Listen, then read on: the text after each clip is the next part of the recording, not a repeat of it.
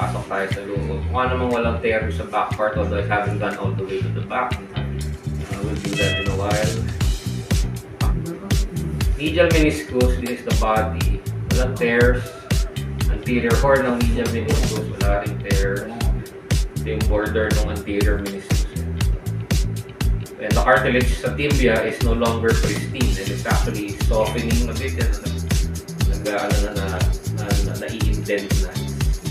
So that's beginning arthritis. Pasok pa tayo sa loob. Ito actually yan, dito medyo na-expose na ng konti. Gusto na mag-peel off ng cartilage yan. This is tibial cartilage yan. This is grade 2 cartilage lesion. You can see the back part nung medial meniscus, medyo frayed ng konti yung edges dun sa back part. Not as good as the front part. And then, cartilage ng femur niya is this. Yan. So this is arthritis ng medial knee. Yan. But that's all the way up here. Tira na yung cartilage ng femur. The yellowish stuff under the cartilage is bone. Subchondral bone. Nag-umpisa ng lumabas. I should wire this.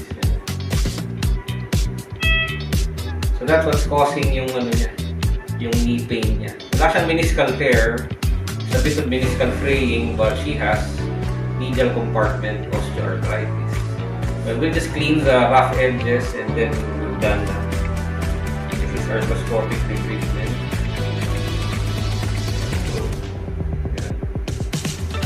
This medial lateral wall of the medial condyle, that's the ACL over there. Yeah. ACL is in back. Lateral.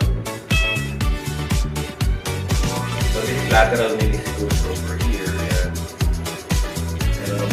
Meron na rin wear and tear yung cartilage sa lateral meniscus.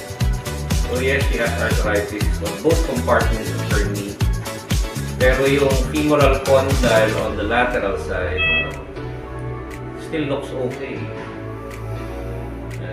Largely, kaya prove natin kung walang mga malalanggap na part. It's okay, ang ganda pa, matigas pa. Consistent pa yung density ng lateral condyle. There's no pitting sa lateral condyle. Some will advocate microfracture technique. Kasi yung dulo pa rin. At this point, kung hindi pa ganun ka napaka ng layer. Ganun lang natin ang konti yung mga rough edges by using cotton.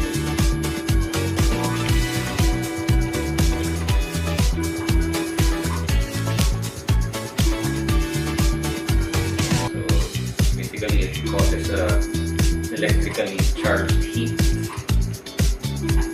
Para ma-denature yung mga proteins dyan.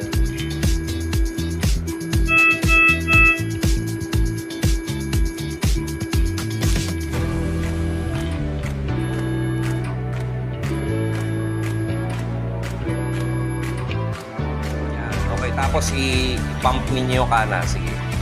Yan. Masakit? Hindi. Hindi na masakit. Okay. Yan. Masakit pa yung port wounds, the stab wounds in front are of course still painful. But the knee itself is no longer painful on weight bearing, which is exactly yung gusto natin mangyari. Okay.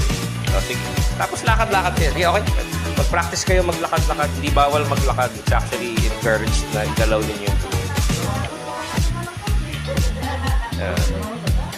Para may go home na. So basically, parang day surgery lang ito.